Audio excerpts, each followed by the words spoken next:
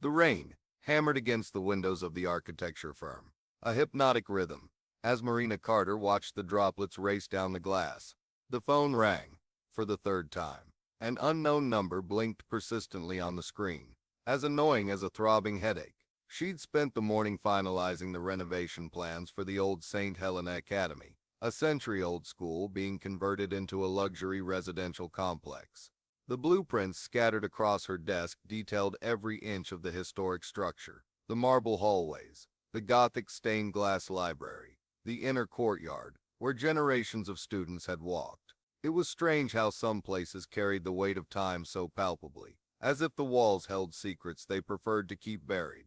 The phone fell silent for a moment, and Marina took a sip of her now cold coffee. At 34, she'd built a solid career restoring historic buildings, but something about the St. Helena project unsettled her. Maybe it was the coincidence. After all, she'd been a student there, graduating in 2002. Or maybe it was the way Father Augustine, the current headmaster, avoided her gaze whenever they discussed the partial demolition, as if he knew something she didn't, as if everyone did.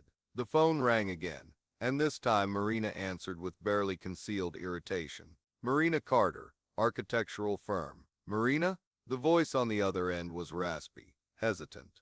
Is that really you? Marina, who went to St. Helena. A shiver ran down her spine. She knew that voice, even after all these years. Felipe? Felipe Diaz? I need to see you. The words were an urgent whisper. It's about James. They found something. The world tilted on its axis. James Miller. The name she'd spent 12 years trying to forget.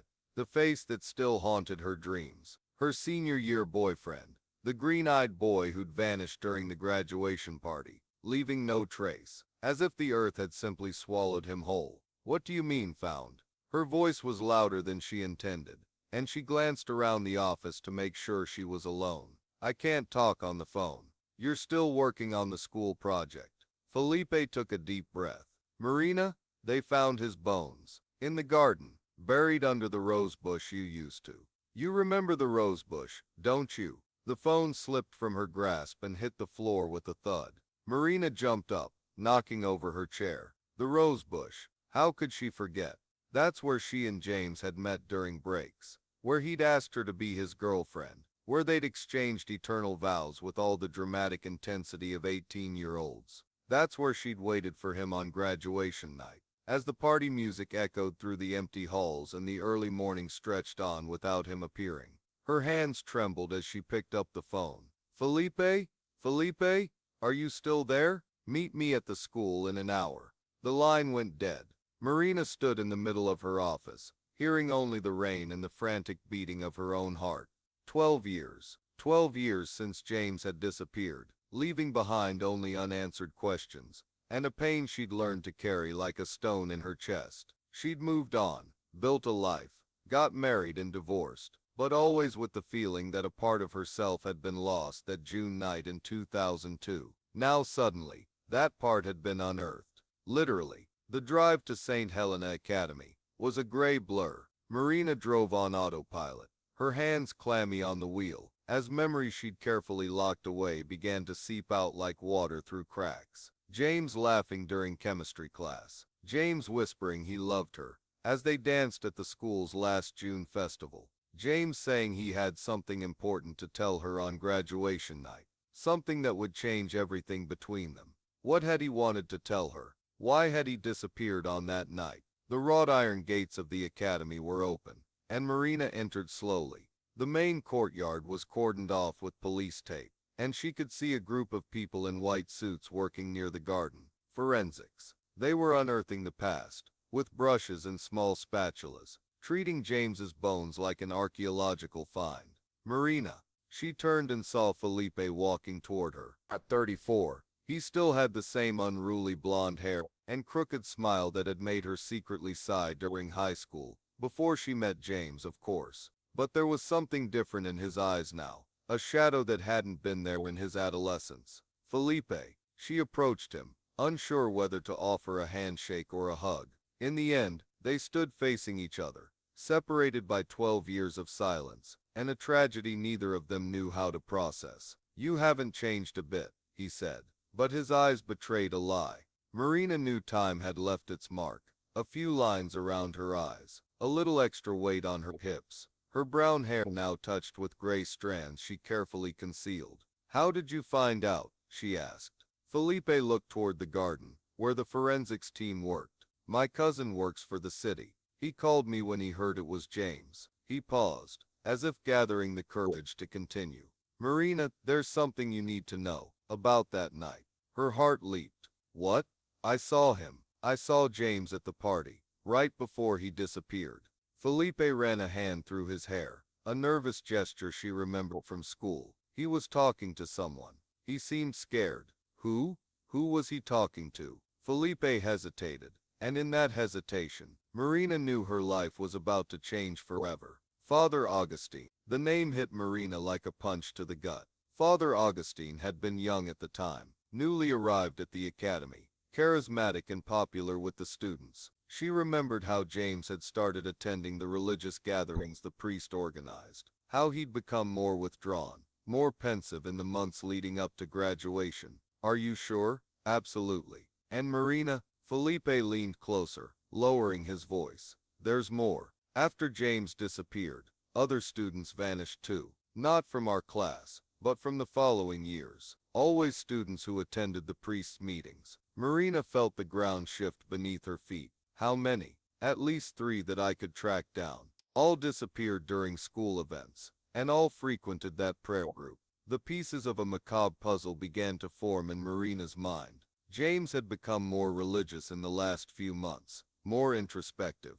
He talked about purpose, about being chosen for something special. At the time, she thought it was just a phase. Many teenagers go through spiritual crises before graduation. "Where is Father Augustine now?" Felipe pointed to the main school building. "Still here. He's the principal now." Of course he was. Marina felt a cold rage rising in her chest.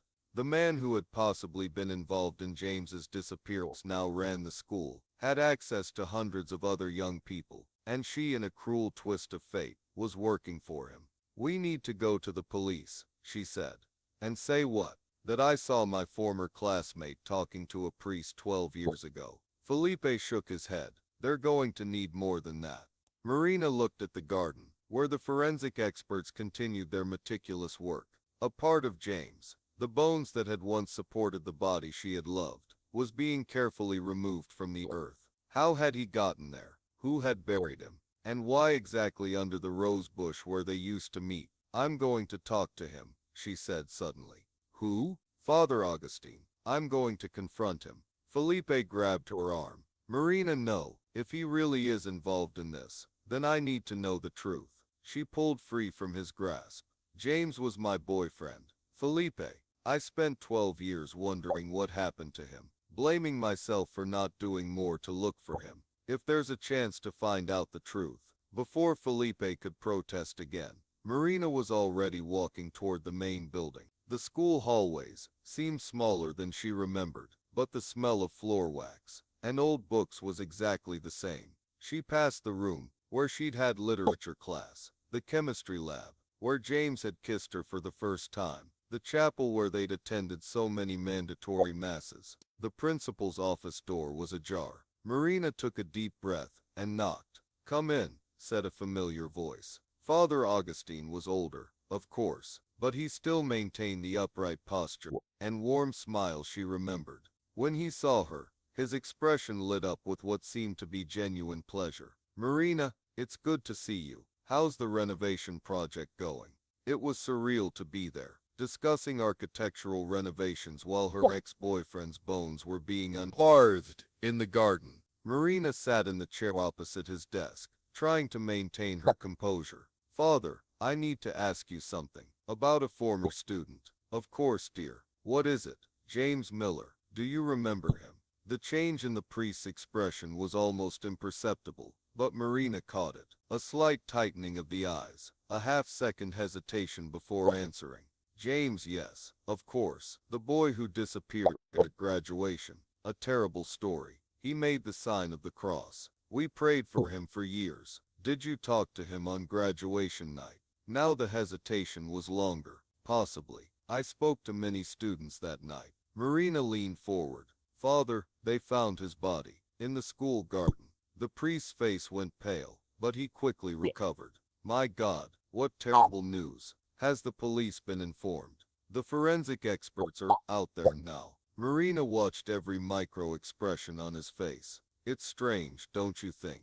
James disappearing on graduation night and turning up buried here at the school 12 years later.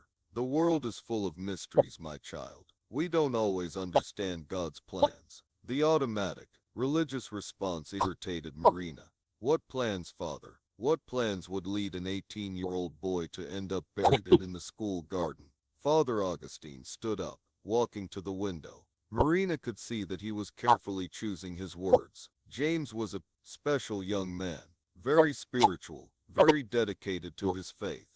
He didn't turn to look at her. Sometimes, the most sensitive young people carry burdens too heavy for their age. What kind of burdens? You dated him, didn't you? You must have noticed how he changed in the last few months. Marina felt a chill in her stomach. It was true. James had changed. He had become more introspective, more religious, more distant. She had attributed it to graduation nerves, the pressure of choosing a college, the natural fears of a teenager about to become an adult. He participated in your prayer group, she said. Yes, he was one of the most devout. Father Augustine finally turned to her. Marina, there are things in this world that are difficult to understand, things that test our faith. What kind of things? The priest was silent for a long moment. Then, unexpectedly, he locked the office door. You really want to know the truth about James? Marina's heart began to race. Yes. Then come with me. He led her through unfamiliar corridors, toward an older part of the academy. Their footsteps echoed in the silence, and Marina began to question the wisdom of having followed the priest alone. But she had waited 12 years for answers, and she wasn't going to give up now. They arrived at a spiral staircase, descending into the basement. The walls were stone, and the air grew colder with each step. Marina had never been in this part of the school. Where are we going? To where James used to come. To where all the chosen ones came. The word chosen made Marina stop. Chosen for what? Father Augustine didn't answer. They continued down until they reached a heavy wooden door. He opened it, revealing a circular room lit by candles. The walls were covered in religious symbols. Marina didn't recognize inverted crosses, pentagrams, inscriptions in Latin. My God, she whispered. Not exactly, said the priest, and his voice had completely changed. There was no warmth left in it, only a terrible coldness. James discovered our secrets on graduation night. He wanted out, wanted to tell everyone what we did down here. Marina recoiled toward the door, but found it had closed. What did you do? We offered sacrifices. Pure, devout, special young people. Father Augustine approached her. James was perfect, until he decided he didn't want to participate anymore. Terror seized Marina. She tried to open the door, but it was locked. You killed him. I liberated him, just as I liberated the others. He pulled a knife from his jacket pocket. And now I'm going to liberate you too, Marina. You who loved him so much, who spent so many years searching for him. You'll finally be reunited. Marina screamed, but the sound echoed uselessly against the stone walls. She frantically searched for an escape, a weapon, any way out. That's when she noticed something on the walls. They weren't just religious symbols, they were photographed. Photos of students from the academy. James was there, smiling innocently. And there were other faces, other young people she vaguely recognized. How many? She whispered. 7, including James. A sacred number. Father Augustine continued to approach. You would be the 8th, but perhaps it's better this way. 8 is the number of renewal, of new beginnings. Marina felt something hard against her back, a protruding stone in the wall. Without thinking, she ripped it out and hurled it at the priest's head. He staggered, and she seized the opportunity to run toward the stairs. She climbed the steps 2 at a time, hearing his heavy footsteps behind her. Her lungs burned, her heart pounded so fast, she feared it would explode. She reached the main floor, and ran through the corridors, screaming for help. Then she heard voices coming from the garden. The police, forensics, normal, sane people who didn't believe in human sacrifices or satanic rituals. Marina burst through the main doors, screaming. The police looked at her as if she had gone mad. A hysterical woman with torn clothes and tears on her face, babbling about murderous priests and secret rooms. He killed James, she screamed. Father Augustine, he killed them all. It took time to convince them. Time for them to realize she wasn't delusional, that there really was a secret room in the basement, that there really were photos of missing students on the walls. When they finally went down to investigate, they found Father Augustine kneeling before a makeshift altar, praying in Latin. He didn't resist arrest. In fact, he seemed almost relieved to have been discovered. Months later, during the trial, Marina learned all the details. Father Augustine had founded a cult that believed that pure and devout young people, when sacrificed at the right moment, opened portals to the divine. He had seduced his followers with promises of spiritual transcendence, convincing them that they were chosen for something greater. James had been the first. On graduation night, he discovered the truth about the rituals and wanted out. Father Augustine couldn't allow that, not only because James could expose the cult, but because he was the perfect sacrifice. Young, pure, in love. He was killed during a ritual and buried in the garden as part of the ceremony. 6 other students suffered the same fate over the years. Marina was in the front row during the sentencing. Life imprisonment. Father Augustine looked her directly in the eyes as the guards led him away, and for a moment she saw not the monster he had become, but the man he could have been. If he hadn't lost himself in delusions of divine grandeur, if he hadn't confused power with purpose. After the trial, she returned to the academy one last time. The renovation project had been cancelled. Who would buy a building where 7 young people had been murdered? The school would be demolished, and perhaps that was for the best. Some places carried scars too deep to heal. Marina walked to the garden, now empty of forensic experts and police tape.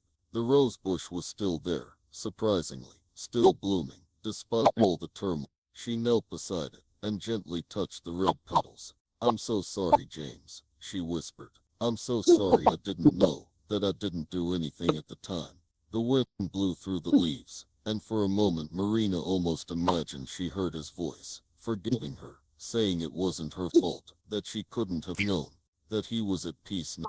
She stayed there until sunset, saying goodbye to James and to the teenager she had been, to that 18-year-old girl who believed in eternal love and happy endings. When she rose to leave, she left a red rose where his body had been found. Some loves are too strong for death to completely sever.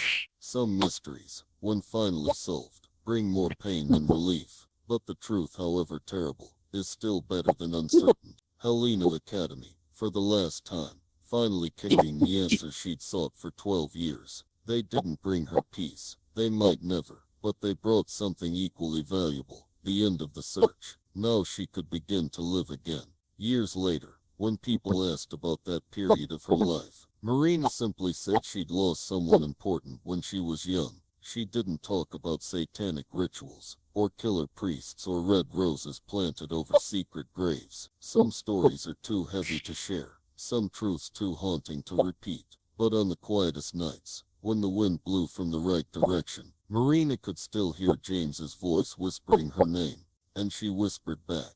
An eternal conversation between the living and the dead, between the love that was and the woman she had become. The academy's garden became a parking lot. The rose bush was removed, along with all the other flowers. But the roots, Marina knew, were still down there, feeding on the dark earth, where stories of love and death intertwine forever. And perhaps that was for the best. Some secrets should remain buried. Some mysteries, once solved, leave scars that never fully heal. Marina learned to live with hers,